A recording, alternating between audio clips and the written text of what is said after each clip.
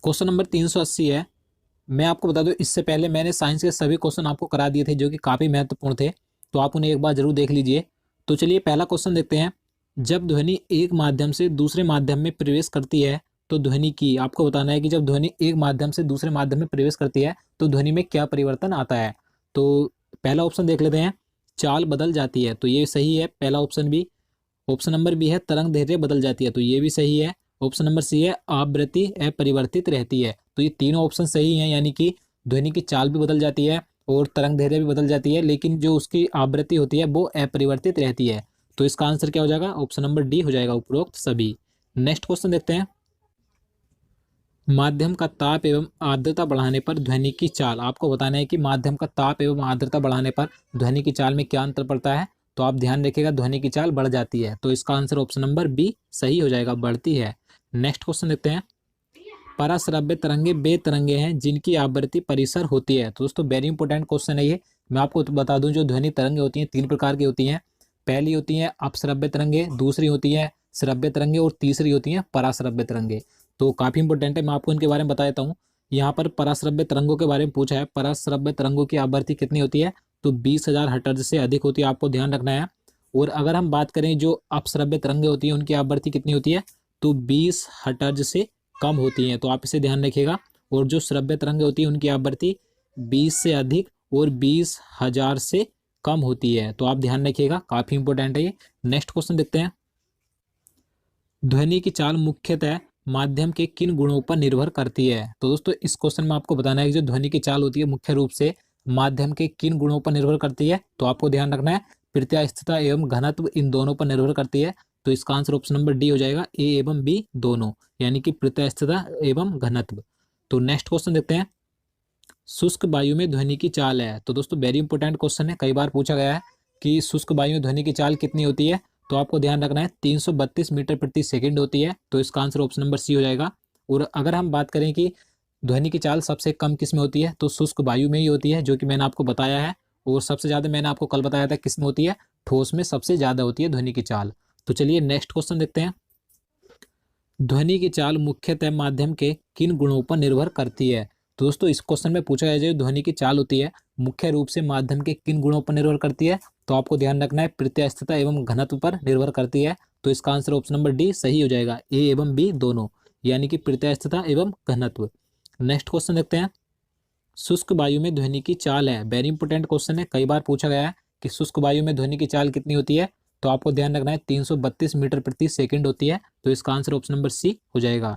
और अगर हम बात करें सबसे कम किस में होती है, तो सबसे कम यानी कि शुष्क वायु में ही होती है, जो मैं आपको बता चुका हूँ।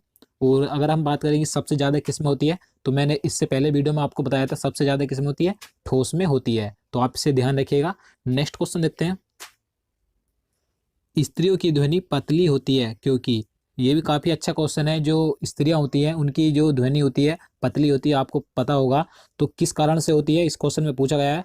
तो जो स्त्रियों की ध्वनि होती है तारत्व अधिक होता है उनकी ध्वनि का, तो इसका आंसर क्या हो जाएगा, ऑप्शन नंबर ए हो जाएगा, ध्वनि स्त्रियों की ध्वनि का तारत्व अधिक होता है, तो आप इसे जरूर ध्यान रखिए। नेक्स्ट क्वेश्चन देखते हैं।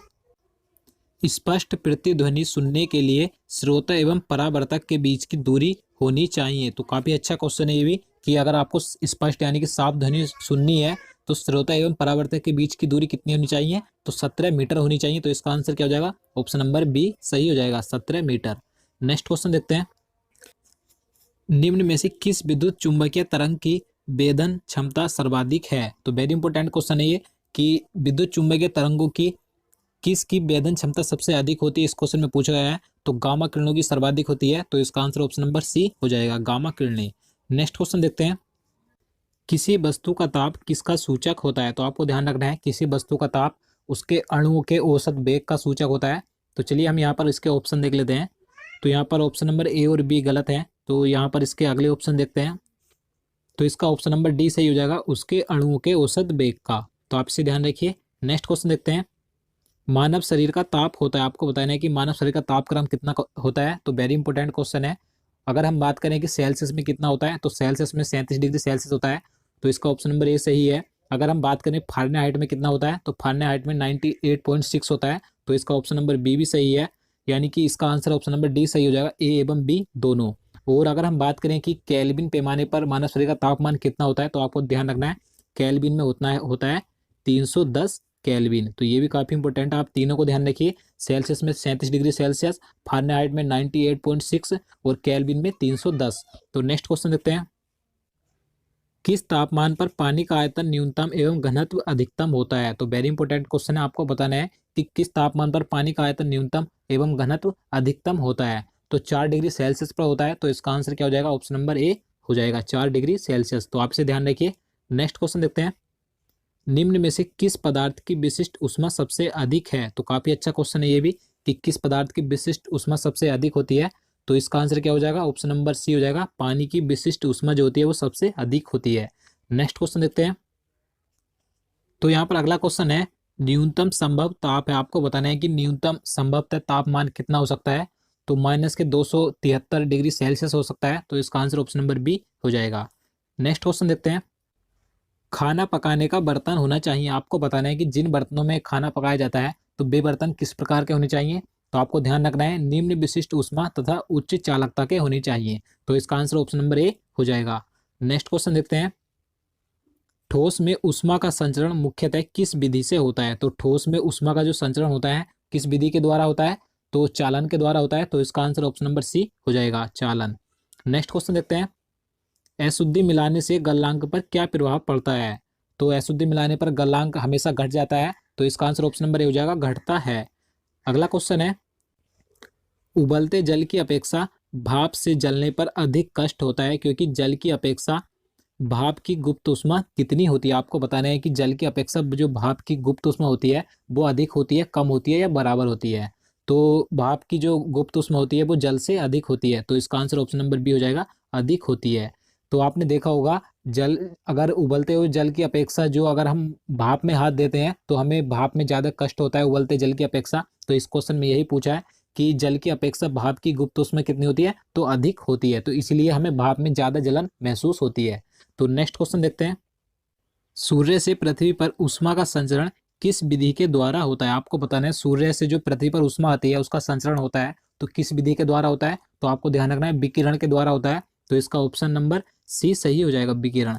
नेक्स्ट क्वेश्चन देखते हैं, यदि गैस का आयतन स्थिर बनाए रखा जाए तो ताप के बढ़ने पर गैस का दाब होगा। आपको बताना है कि गैस का आयतन स्थिर या समान एक समान रखा जाए तो उस पर ताप बढ़ने पर उसका दाब पर क्या प्रभाव पड़ेगा?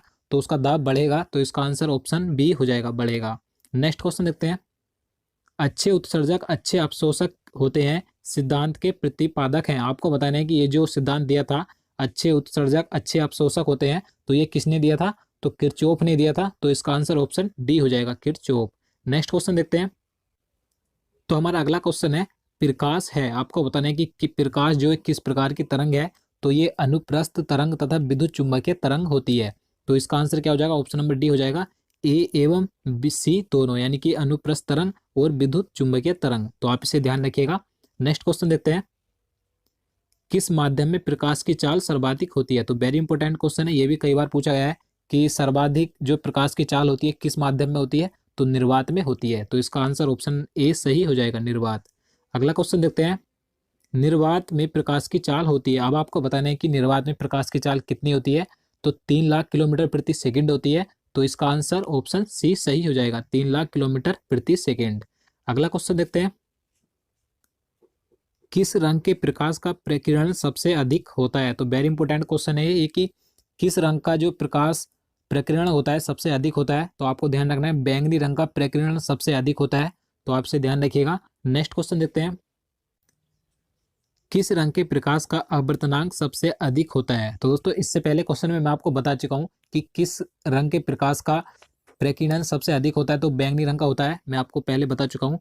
इस क्वेश्चन में आपको बताना है कि आवर्तनांक किस रंग के प्रकाश का सबसे अधिक होता है। तो आवर्तनांक भी बैंगनी रंग का सबसे अधिक होता है। तो इसका आंसर ऑप्शन ए सही हो जाएगा, बैंगनी रंग। तो आप इसे ध्यान रखिएगा।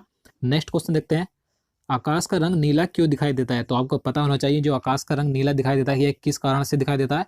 तो प्रकाश के प्रकीर्णन के कारण दिखाई देता है। तो इसका आंसर ऑप्शन बी सही हो जाएगा। अगला क्वेश्चन देखते हैं, विरल माध्यम से सघन माध्यम में प्रवेश करने पर प्रकाश किरणें, आपको बताना है कि विरल माध्यम से सघन माध्यम में जब प्रकाश किरणें जाती हैं तो वह किस प्रकार मुड़ जाती हैं, ये क्या हो जाता है? तो इसका आंसर ऑप्शन नंबर सी हो जाएगा, अभिलंब की ओर झुक जाती है। तो आप इसे ध्यान रखिएगा। नेक्स्ट क्वेश्चन देखते हैं। स्नेल का नियम संबंधित, आपको बताना है ये जो नियम है स्नेल का, यह किससे संबंधित है? तो आप ध्यान रखिएगा, प्रकाश के अपवर्तन से संबंधित है स्नेल का नियम। तो इसका आंसर क्या हो जाएगा? ऑप्शन बी सही हो जाएगा, प्रकाश के अपवर्तन से। नेक्स्ट क्वेश्चन देखते हैं। पूर्ण आंतरिक परावर्तन का उदाहरण है, आपको बताना है कि इन चार ऑप्शन में से कौन सा सही है जो पूर्ण आंतरिक परावर्तन का उदाहरण है। तो चलिए ऑप्शन देख लेते हैं। तो यहाँ पर पहला ऑप्शन है हीरे का चमकना, तो ये भी सही है। जो हीरा चमकता है ये पूर्ण आंतरिक परावर्तन के कारण ही चमकता है। ऑप्शन नंबर बी है रेगिस्तान में मरीचिका का बनना, तो ये भी सही है। ऑप्शन नंबर सी है कांच में आई दरार का चमकना, तो ये ऑप्शन नंबर सी भी सही है। यानी कि तीनों ऑप्शन सही है। तो इसका आंसर क्या हो जाएगा? ऑप्शन नंबर डी सही हो जाएगा, उपरोक्त सभी। तो आप इसे ध्यान रखिए। नेक्स्ट क्वेश्चन देखते हैं। समतल दर्पण में वस्तु का पूर्ण प्रतिबिंब देखने के लिए आवश्यक है कि दर्पण की लंबाई होनी चाहिए। आपको बताना है कि अगर आपको किसी समतल दर्पण में पूरी वस्तु का चित्र देखना है, यानी कि पूरा चित्र देखना है किसी वस्तु का, तो उसकी आवश्यक दर्पण की लंबाई कितनी होनी चाहिए, ये आपसे पूछा गया है। तो वस्तु की लंबाई की आधी होनी चाहिए, तो यानी कि इसका आंसर क्या हो जाएगा? ऑप्शन नंबर बी हो जाएगा, वस्तु की लंबाई की आधी होनी चाहिए दर्पण की लंबाई। नेक्स्ट क्वेश्चन देखते हैं।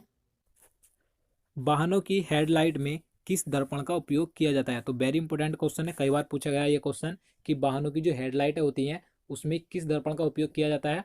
तो आपको ध्यान रखना है अवतल दर्पण का उपयोग किया जाता है। तो इसका आंसर ऑप्शन ए सही हो जाएगा, अवतल दर्पण। नेक्स्ट क्वेश्चन देखते हैं।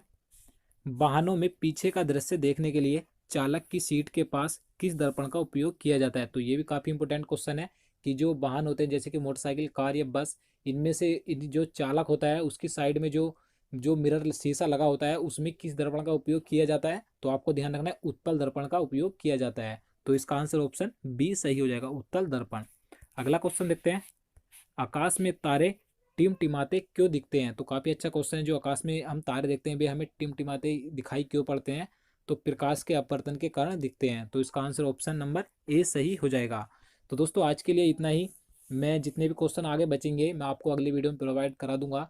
आपसे यही रिक्वेस्ट करता हूँ कि अगर आपको वीडियो अच्छी लगी हो तो प्लीज़ एक लाइक करें और हमारे चैनल को जरूर सब्सक्राइब करें, और साथ में जो उसके साइड में जो बेल आइकन होता है आप उसे जरूर दबा दें, ताकि जब भी मैं वीडियो अपलोड करूँ आपको वीडियो का नोटिफिकेशन मिल सके। और दोस्तों मैं यही कहना चाहूँगा कि इस वीडियो को या जितने भी वीडियो आपके लिए बनाता हूँ इसे अपने दोस्तों या अपने किसी साथियों के साथ ज़्यादा से ज़्यादा शेयर करें, ताकि मैं वीडियो आगे भी बना सकूँ। तो दोस्तों चलिए मिलते हैं नेक्स्ट वीडियो में। तो आज के लिए